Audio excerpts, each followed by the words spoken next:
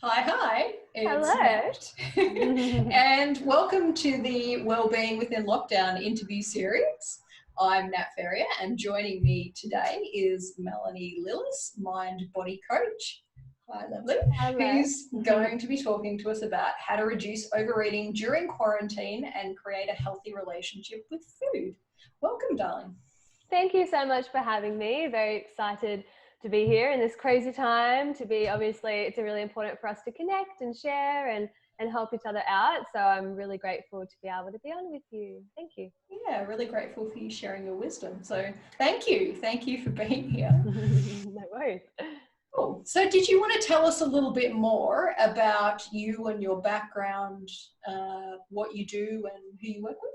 Sure, yeah. So as you mentioned, my name is Melanie. I am a mind body health coach. Studied through the Institute for the Psychology of Eating. We studied eating psychology. A little bit of background in regards to why I studied that. I was a sufferer of binge eating and bulimia for quite some time.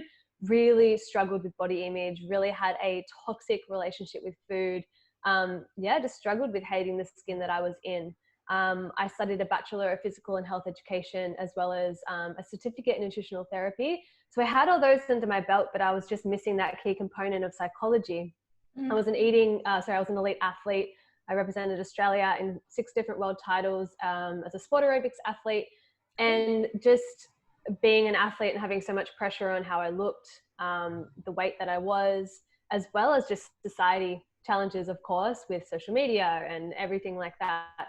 I just couldn't get a grasp on how I could have the body of my dreams and a good relationship with food.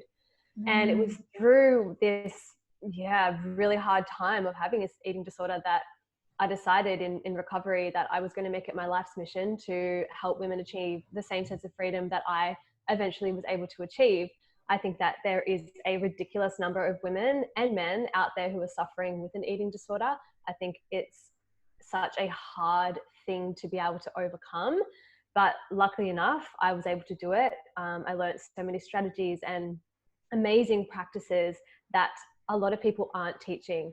The study that I undertook is a completely different approach to healing than a eating disorder clinic and something like that. Eating disorder clinics are amazing, but what I learned was so phenomenal. And I just knew that that was what I had to do for the rest of my life. And that's my life's purpose. And that's how Bear Brave came about. Bear Brave, Bear meaning your raw, true self, loving the skin you're in, loving who you are as a person, and then brave, being brave enough to step up and take ownership of your life and take ownership of your body. I think they're 2 really powerful words. And that's how that brand came about and the company came about. So yeah, I'm just kind of spending my days now trying to inspire and educate women and help them through one-on-one coaching, through my ebooks, through my podcast, Love Yourself Healthy. And that is my story. I'm just so passionate. I can't explain how passionate I am about helping women. And that's just me now. That is my life.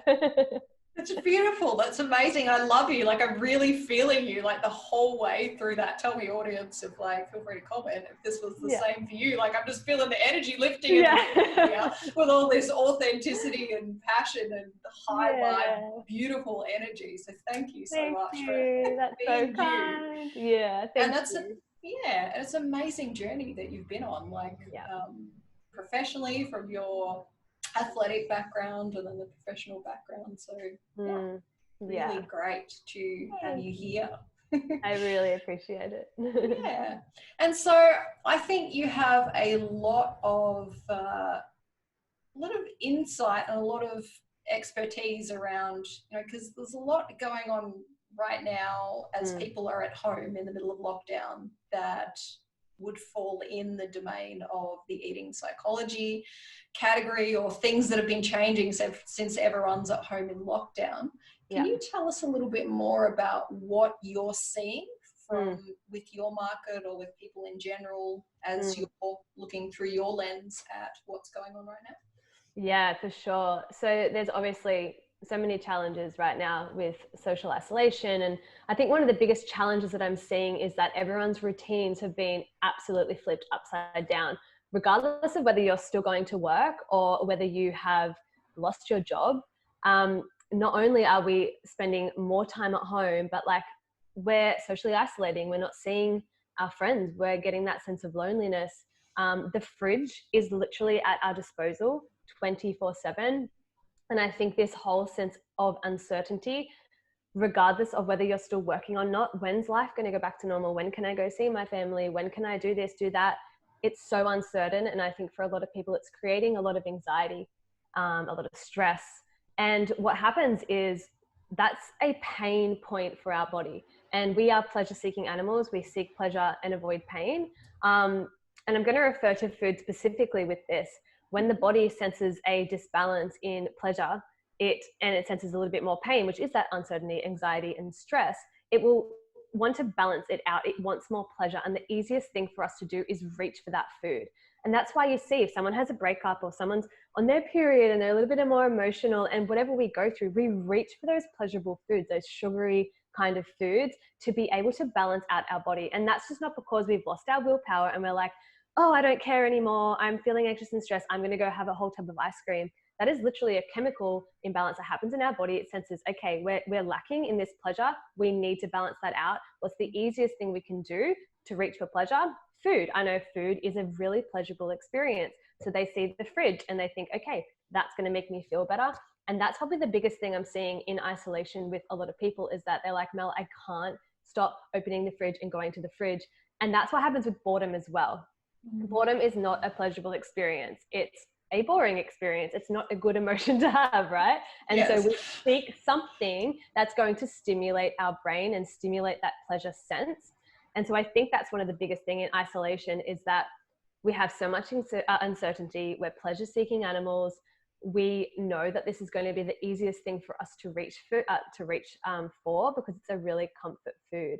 So yeah, I think it's such a hard time right now, no matter who you are. There's obviously some people dealing with it in a really good way, and turning it into a positive experience, which I'm sure we'll get into.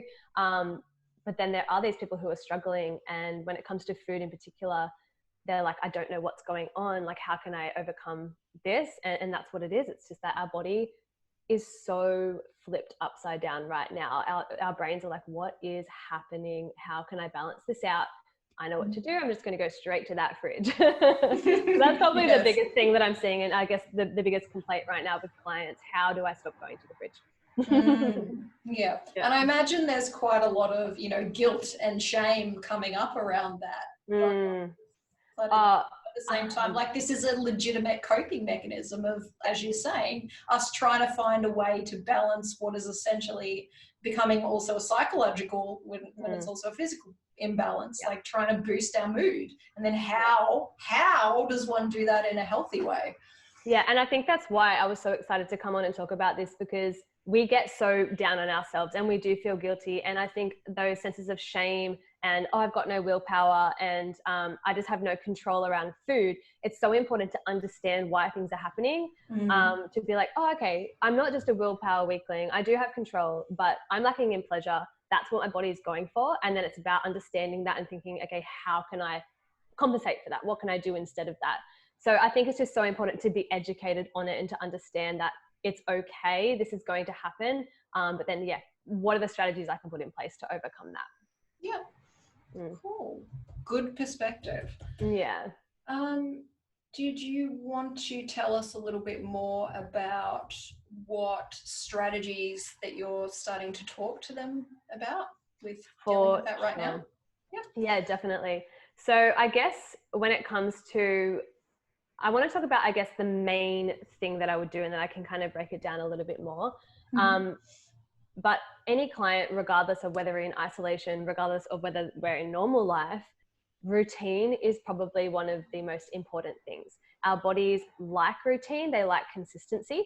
And so creating a really beautiful morning routine and then structuring your day to have goals that you can accomplish really allow us to stay in that relaxation response. So what's happening right now is, because of all the uncertainty, anxiety, or just change in pace and change in everything that's going on, the body can be triggered into a stress response. And when we're in this response, we've got different chemicals that are being thrown around. Everything kind of goes a little bit out of balance. And our body always wants to be in homeostasis, which is balance, which is our relaxation response. So the first thing that I always tell people to do is that it's super important to create a morning routine. You can create your morning routine in any way, but just in a way that's going to put you in a nice, calm mindset and something that's going to start your day really good. So for me, I have a pretty good morning routine where I'll wake up and I'll always go for my morning walk to just kind of like wake my body up, get things happening. I'll come back, I do breathing exercises. I love the Wim Hof method on YouTube. Yeah. He's like the best. I absolutely love that. A bit of that and then a bit of stretching to just like start my day. Can I just jump in 5 seconds? Please. Just for the benefit of, I'm sure a lot of people, especially if you have Netflix, have probably seen who Wim Hof is, but just for the benefit of anyone who maybe hasn't, did you want to just briefly explain who he is, what he does, what that's about? Yeah, I'm not probably going to be the best at explaining him because I don't know his story that well, but I just know that he has an incredible understanding of how we can put our body into a certain area for relaxation and kind of focus. So maybe, I don't know if you know him a little bit more. By having, like, because he takes people into a lot of extreme circumstances, like extreme cold, and he runs retreats. This is for the benefit of the audience here. Where he runs, like, he takes you into, like, you know, really cold places and gets you doing, like, dives into cold water or ice baths or things like that. And a lot of it is around increasing our mental resilience through first challenging ourselves physically, the things that we might have not thought that necessarily, because they would, like cold can trigger you into going, it puts you in that fight flight kind of survival mode of I don't want to die of the cold, but yet we develop this resilience in confronting things like that and having these extreme experiences. People like trying to think of his professor or Dr. Mark Cohen talks a lot about extreme bathing as a part of holistic wellness as well as someone else. But yeah, there's a whole idea around there are health benefits as well as emotional resilience benefits from being in those extreme circumstances. And that's what Wim Hof is essentially helping people to get to the bottom of through breath exercises, physical exercises, and all that retreat and bonding activities that he does. Which is so important right now for that mental resilience. And I found that the days that I don't do my breathing exercises, just those little levels of anxiety or even just not being able to cope as well as what I would be able to do if I've done them when I've started my day in that response where I'm at full focus. Because the one that I do, you do specific breathing and then you hold your breath for a minute, do specific breathing, hold your breath for a minute and a half, and then you do that again. And it's like the 30 seconds or whatever the first one is, I feel like I can't do it. And then I do it easy. And then I get to a minute, I'm like, I can't do it. And then I do the minute easy and I'm like, then I can't do it again. And it's like just telling your brain, no, you can do this. You can get through this, which is great for both things. It's great for our physical health because we're calming the body, getting into that relaxation response. But then also exactly as you said, like building that mental resilience to be able to cope with harder situations, which right now is so great. And anytime that I find myself a little bit too anxious or whatnot, literally just taking a deep breath and realizing that when we're in that fight or flight mode, in that stress response, our brain doesn't function as good as what it does. Obviously in the relaxation response, I'm not going to think clearly. I'm not going to act clearly. None of my choices that I make are going to be benefiting me in any way. So just stop, just take a breath and just calm yourself. And that's some of the biggest advice that I give with food. We're really fast eaters. We eat on the run, we eat super fast, we eat while we're doing other things. And what happens is, obviously, we have this brilliant mechanism, fight or flight, our survival response, right? If we're getting chased by a bear, we need that to switch on. But unfortunately, our brains can't determine between real and perceived threats. So things like anxiety from job stresses, from financial stresses, from isolation, but from also fast eating, these trigger the stress response. When we're in the stress response, we release insulin and cortisol. They signal the body to store weight, store fat, and not build muscle. We go into some degree of digestive shutdown. We don't calorie burn efficiently, metabolize efficiently. We don't assimilate or absorb our nutrients efficiently. So I have so many people come to me, oh, not only that, but the faster we eat, the longer it takes our brain to catch up. So many people say it takes 20 minutes for our brain to realize what we've eaten, to feel full and all of that. A lot of people who are binge eaters because they devour food when they are in that stress response. It's a really fast act fast process situation. So Yeah. when we're going for our meals, we need to stop, we need to slow down, we need to think, we need to breathe and be present in the meal. Make sure it's a nice, slow experience. Not only will you not eat as much food, but you'll also have the benefits of calorie burning and metabolizing more efficiently and less digestive upset, especially if you're someone that gets really bloated and uncomfortable. So I guess going back to your original question of my biggest tips is that morning routine is really important to set up that day. And then from there, every time you're going to have a meal, to stop and slow down and breathe and chew and actually create that meal as an experience for your brain. So it's like, yeah, I did eat that meal. Yeah, it was good. Okay, I'm feeling nutritionally nourished, but also mentally and emotionally nourished. And then also when it comes to that, ask yourself the questions: what am I feeling? Like, how am I feeling right now? And then how do I want to feel after I've eaten this meal? And this helps with your food choices. So if you're someone right now that's like going to the fridge and eating anything, not really thinking about it, and then afterwards you're like, oh, I feel like crap now, not feeling too good. It's like, think about it before you eat it. Just stop for a second. How am I feeling right now? I'm feeling really anxious. I'm not feeling too good. Okay, I need something that's quite grounding and nourishing, and it's going to make me kind of just embody within my body a little bit more, so that I can stop and slow down. Okay, maybe I need a meal that's a little bit more grounding, maybe a little bit more carbohydrate rich, maybe something with a little bit more vegetables, nutrient rich. And then afterwards, I'm going to feel good. I'm going to feel happy with my choice. I'm going to feel a little bit more grounded and settled, so that I can think a little bit more clearer. And that is the best advice that you can give yourself every time you go into a meal. How am I feeling? How do I want to feel after my meal? And then what are you doing and what choices are you doing to support that? The more we can slow down and think and ask ourselves the question, the better that we can actually make food choices and not regret them later and have that guilt and shame and all of that come up within our body. Beautiful. Yeah. Good to know. Yeah. So be present. Takeaway there, be present when you're eating and take time to notice. Even if you're a slow eater, right?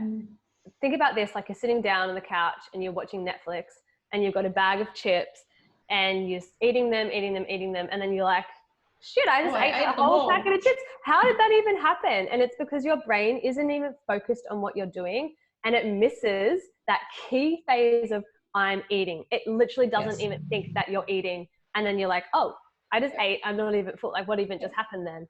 So your body's still sending those sensory signals, isn't it? It's still trying to tell you, hey, you brain, hey, you up there. I'm starting to feel full right now. But while you're busy focused on Netflix, we're on Netflix. The cues are being missed. Exactly right. Or it's taking our brain a longer time to kind of get it to the forefront of our mind. And the next minute you've eaten a whole packet of Oreos. I haven't done that, I swear. Oh, don't worry, I've never eaten a whole packet of chips. This is not coming from, does run out too. Yeah, it's not coming from personal experience, let me tell you. Not at all. Yeah. So yeah, I guess like, even though these times right now are so crazy, we have control over the way that we schedule our day, the way that we handle our mental health, the way that we approach our food.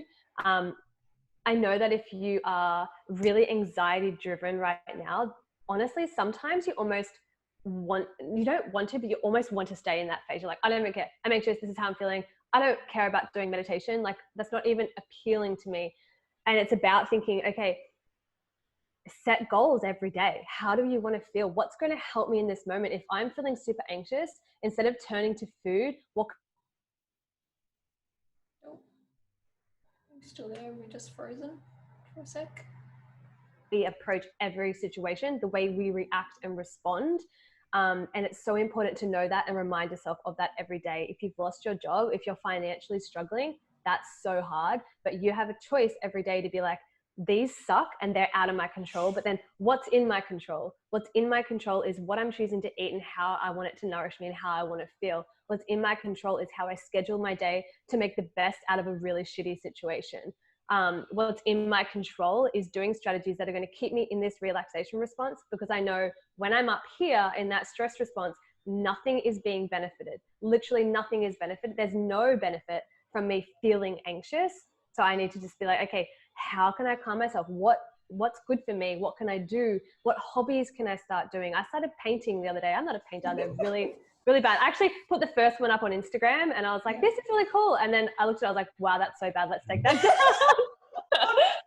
Shame. Yeah, but it took like me 2 hours of my time. My brain was being stimulated and activated in a totally different way. And I wasn't focused on anything else. And it just made me feel calm and centered. I was away from that screen, which I think is super important right now for everyone who's at home and they're just on their phones and they're scrolling continuously, to get away from that screen and just look after your mental health. Yeah, it's so important. Can I share one that I found? Because you would well understand the biochemistry and the psychology of this as well. But I found for me, like getting on top of sugar for me, like I find that there's this natural tendency and it sort of happened with lockdown as well, because I don't drive, I walk a lot all over the place, right? Yeah. So all of a sudden I'm not getting as much physical exercise. Swimming is also one of my primary things I used to do, so I can't do it all the time. Yeah. And I can still run, but as you know, the audience won't know, my iron's been really down at the moment. So my physical endurance and my ability to breathe, like at the moment, I'm getting better now, but 3 weeks ago, I couldn't get to the top of stairs without being like a kid with cystic fibrosis. Like I was exhausted by the top of it. But I used to use like going for a run, going for a swim, whatever, like that boosts my endorphins, that makes me feel good. But when I can't do that, it's like I'll go to sugar instead. Exactly. Yeah. And that's exactly what I was saying before, that the whole pleasure seeking animal thing that we have, like when we can't get pleasure somewhere, we will usually turn to food for pleasure, because our brain knows that's the easiest way to find pleasure. So the fact that we understand that and that we need to remind ourselves of that, it's like, okay, I know I turned to food for pleasure. So analyze your day and be like, running and going for walks was my pleasure. I can't do that right now, but what else can I do instead? What's going to give me pleasure? Connecting with friends over Zoom, maybe that's going to give me pleasure. Trying out a new hobby. Like there's so many things, even the way we exercise, like gyms are shut, we can't do PT sessions, but everyone is doing classes online. Jump on YouTube and try something totally different, like a dance class. If you usually do high intensity workouts, do some yoga and Pilates, like mix it up and give yourself something to look forward to, that this is going to fill up my pleasure void that I am missing. Not only am I missing it because I can't go to work, I'm in isolation, but I'm also missing it because that maybe I can't go for those walks, maybe my iron's mucking up. So what else can I implement it? Because if I don't find that thing, I'm going to be turning to food. I'm going to turn for sugar or whatever it is. And sometimes we just need that. Sometimes we just need a bag of cookies and that's what we need. But it's analyzing it and being like, is that what I need? Or can something else fill that void? Yeah. Great advice. So now, in terms of the services that you offer and the support that you offer, is there anything that you offer right now which can also help with this? If people have further questions after listening to this about their specific circumstance, or they want some advice on what they can apply personally in their routine, what do you offer right now to help with that? So right now I've got one-on-one coaching. That would be my main source of connection with people. I do group coaching courses, but they're only obviously on certain dates. And my group coaching course is based around people who are binge eaters specifically.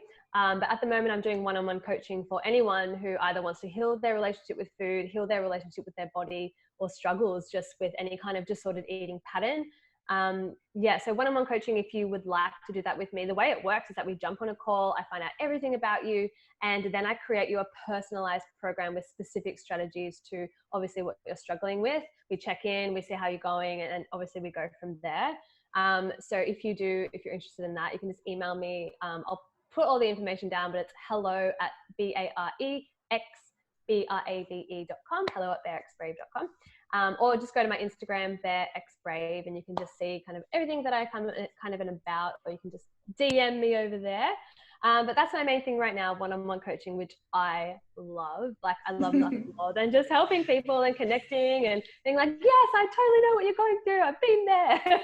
Let me help you. Love your energy. Love your enthusiasm. I'd love to be helped by you. You're awesome. I'm here. And is there the link for you have a freebie that you're offering at the moment too? Yep, I do have a freebie. So we're going to pop that in the links. I have it's kind of for, I'll just talk about the link. It's for binge eaters. But it can help anyone, really. If you're an emotional eater, if you are someone who's just turning to food but has a bad relationship right now, any of these kind of tips can help. So download it, see how it feels for you. And yeah, hopefully it gives you some good advice. It's kind of, I've covered a lot of it in here, but yeah, it's a good one. Beautiful. Awesome. Yeah. Sounds good. Yes, as you're saying, we will provide the links along with that in the post. And is there anything else that you wanted to add before we finish up today? I think I'm pretty happy with that. What I did notice, I'm not sure if this even shows in the video, but you know how it says your name? Mine says Mel Synergy Dance.